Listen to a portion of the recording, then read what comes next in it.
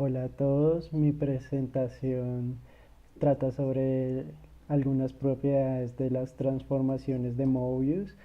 Es para el curso de matemáticas especiales 2 para física y pues mi nombre es Julián Jiménez Cárdenas. Entonces, lo primero vamos, lo primero que vamos a hacer es analizar algunos conceptos importantes como los puntos fijos de una transformación, que es una transformación parabólica y pues otros tipos de categorización que se les dan a las transformaciones de Mobius. Además de ser parabólicas, tienen otras características. Y después analizaremos cómo, qué propiedades tienen estas transformaciones dependiendo de la familia a la que pertenezca. Entonces, primero que todo, un punto fijo es, por ejemplo, si tenemos una función t evaluada en un punto z sub 0, ese punto nos debe dar z sub 0, evaluada ahí, justo como dice acá. Y por eso decimos que es un punto fijo. Si envía este punto al mismo punto. Y bueno, entonces el primer lema dice que si t fija el punto t sub 0, entonces la composición, donde phi es una transformación arbitraria, también deja, bueno, no, deja fijo este punto. Y la demostración la veremos a continuación. Entonces, como es una equivalencia, primero probamos este lado. Entonces, queremos probar que esta transformación fija esto. Y empezamos a evaluar.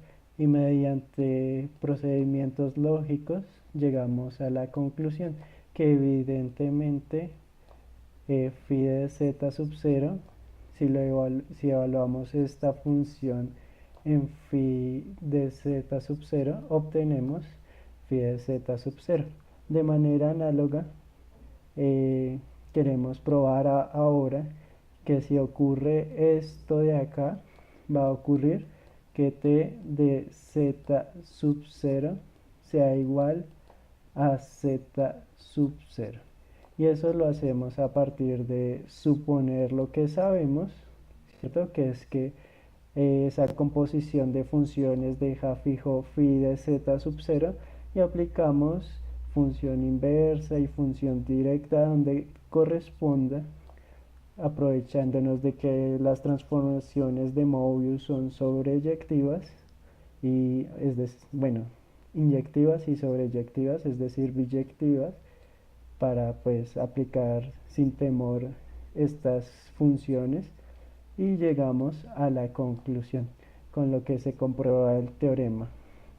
Ahora, definimos las transformaciones parabólicas como las transformaciones de Mobius que solo fijan un punto. Ahora, si consideramos el siguiente teorema, si tenemos una transformación de Mobius t, decimos que si es parabólica, entonces es conjugada a una traslación. Y si no lo es conjugada a una transformación de esta forma. Cuando decimos que una transformación es conjugada, queremos decir que existe una phi, ¿cierto? Una transformación phi, tal que phi compuesto t compuesto phi a la menos 1 sea igual, en este caso, pues en el caso de no ser parabólica, sería igual a esta transformación S. Si es parabólica, entonces esto de acá nos dará una traslación. Primero, entonces queremos probar que si t es parabólica, entonces es conjugada a una traslación. Para eso procedemos así. Entonces, suponemos que es parabólica. Y ahora tomamos esta función de acá. Y notamos que phi de z sub 0 va hacia el infinito y que su composición deja fijo el infinito, ¿cierto? Aquí podemos observar por qué, basándonos en procedimientos algebraicos y de trata de funciones. Entonces, por el lema, recuerdan el lema que acabamos de probar, como este es el único, como este punto fijo eh, pertenece, es decir, es punto fijo de esta transformación y es el único punto fijo, se debe tener que c sea igual a 0, porque o si no, z no podría ser punto fijo, ¿cierto? Y pues como t de z es parabólica, entonces el infinito tiene que ser el único por el lema anterior, ¿cierto? Por tanto,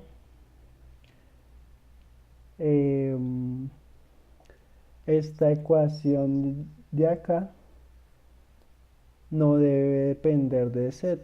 ¿Por qué? Porque si dependiera de z, nosotros la podríamos despejar y encontrar otro punto fijo además del infinito.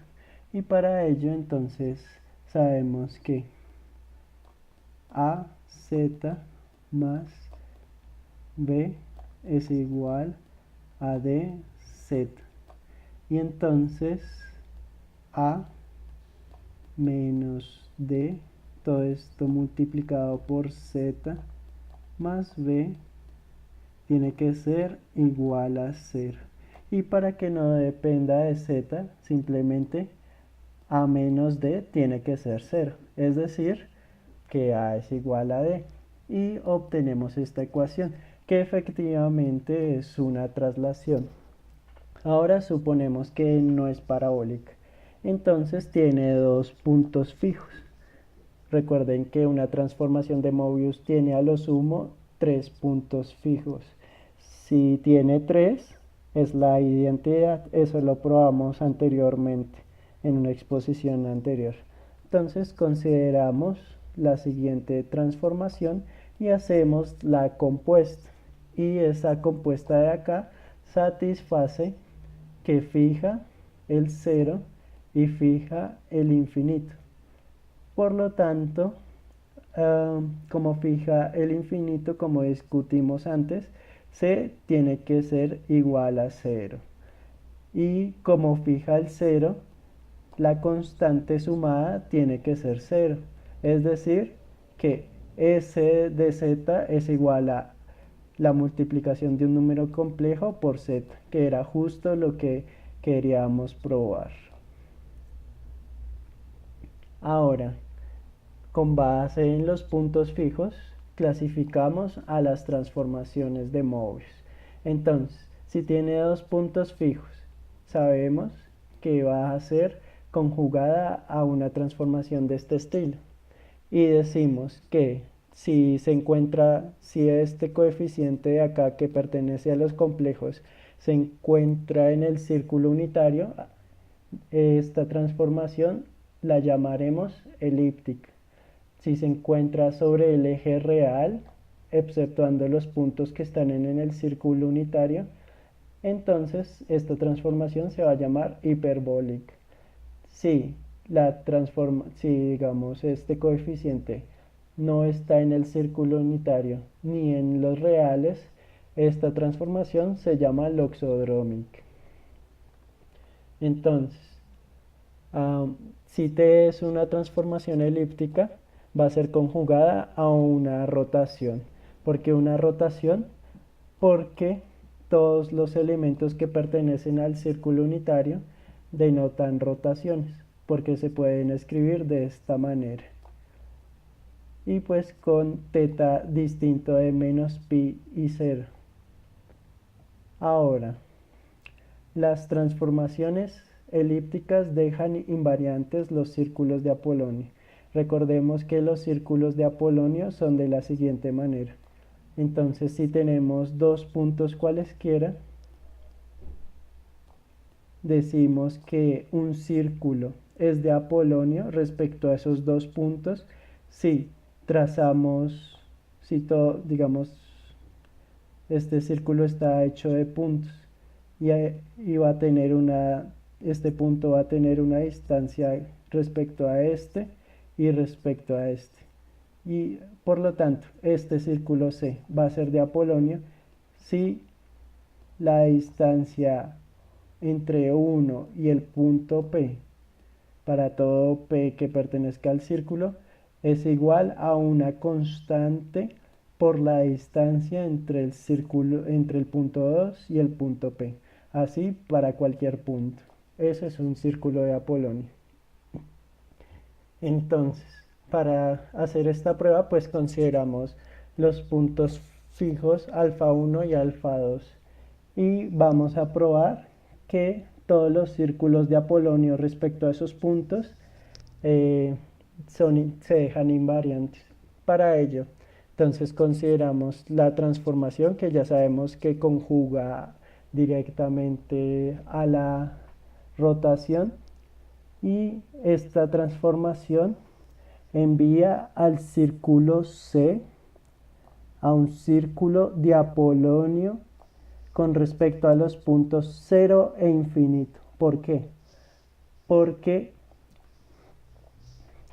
sabemos que la transformación de Mobius envía círculos en círculos, y entonces la característica de círculos de Apolonio se va a seguir preservando, pero van a ser respecto a los puntos evaluados, digamos, va a ser respecto a phi de alfa 1 y phi de alfa 2, que efectivamente son el infinito y el 0.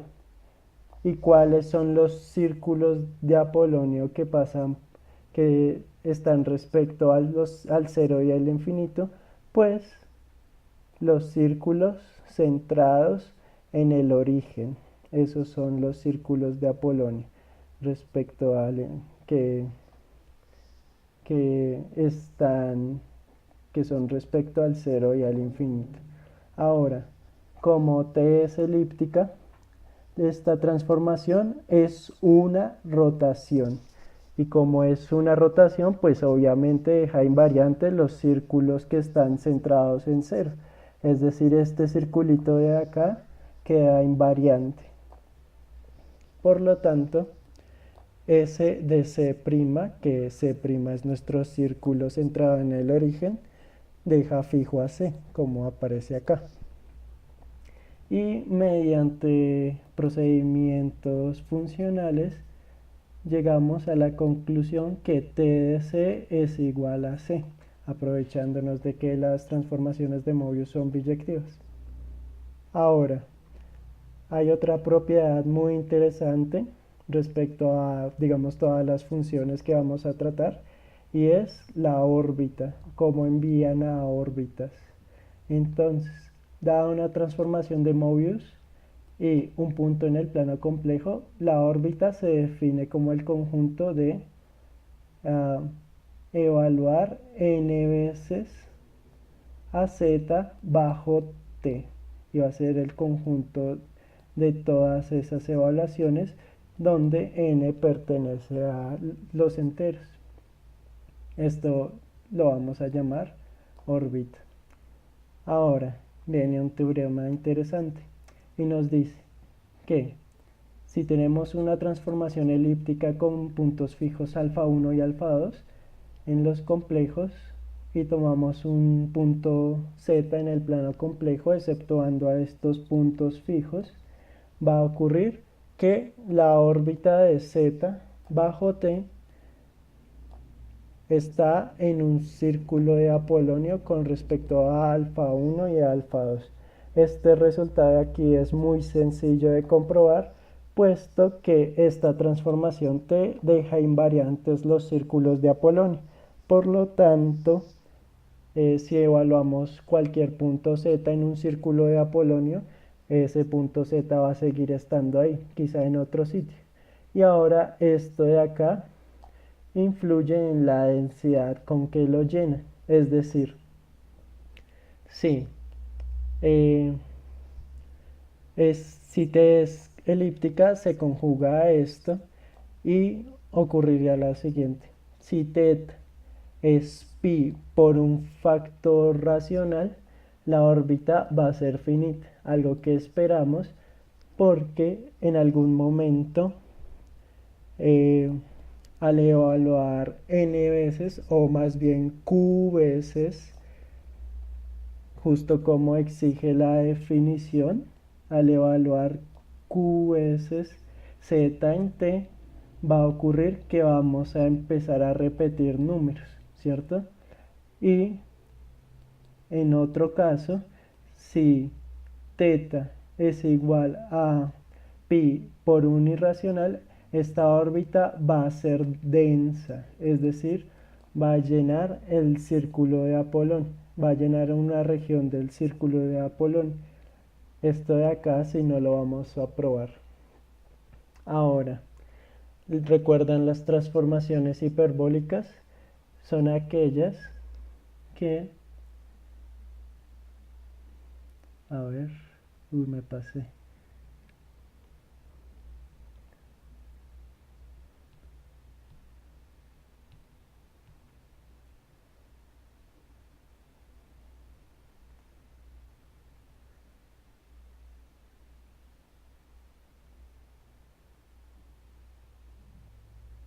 Bueno, son aquellas que pertenecen a la recta real, quitando los puntos 1 y -1, que pertenecen al círculo unitario. Entonces, dada una transformación hiperbólica t, se tiene que dejar invariante a los círculos que pasan por alfa 1 y en alfa 2, es decir, tenemos los puntos alfa 1 y alfa 2. Habíamos descubierto que dejan invariantes a los círculos de Apolonio respecto a estos puntos y los círculos ortogonales a los círculos de Apolonio son todos los que pasan por estos puntos alfa 1 y alfa 2, que son infinitos.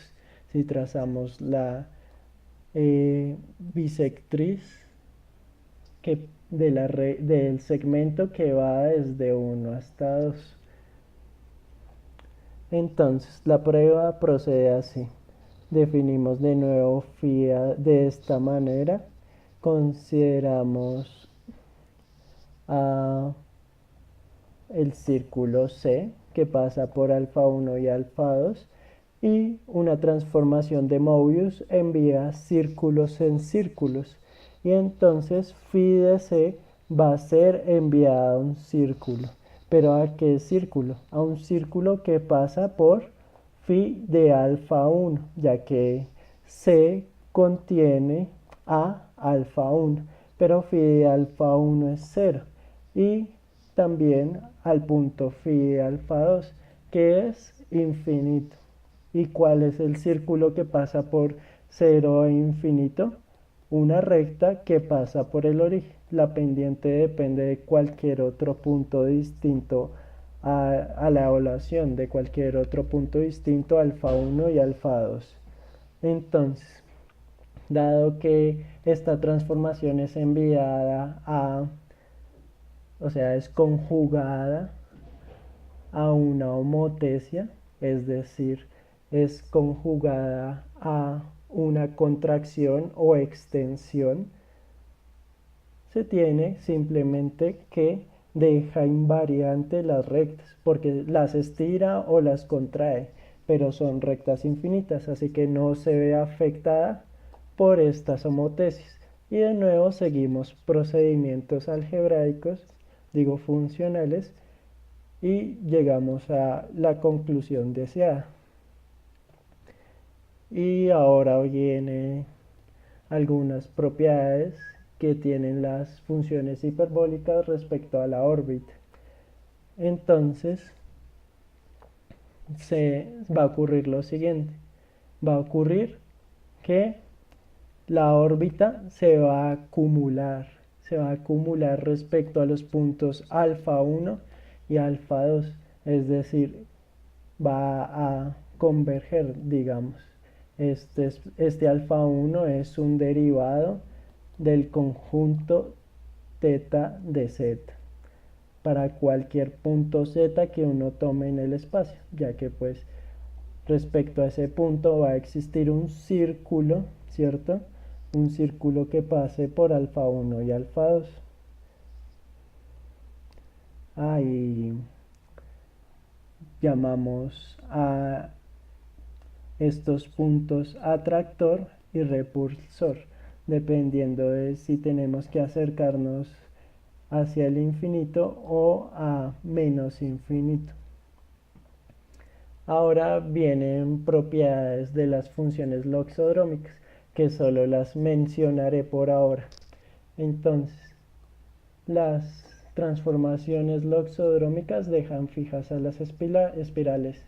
Es decir, si tenemos una espiral del tipo f de z igual a t por e a la i teta, esta curva, digo, va a quedar invariante si le aplicamos una transformación loxodrómica. Y en general, todas las funciones que tengan esta forma van a quedar invariantes respecto a las transformaciones loxodrómicas. Y en el aspecto de la órbita decimos, o pues concluimos también, que las transformaciones loxodrómicas tienen punto de acumulación, tienen puntos de acumulaciones en alfa 1 y alfa 2, y pues también los llamamos al que se acerca por el infinito atractor y al que se acerca por el menos infinito repulsor.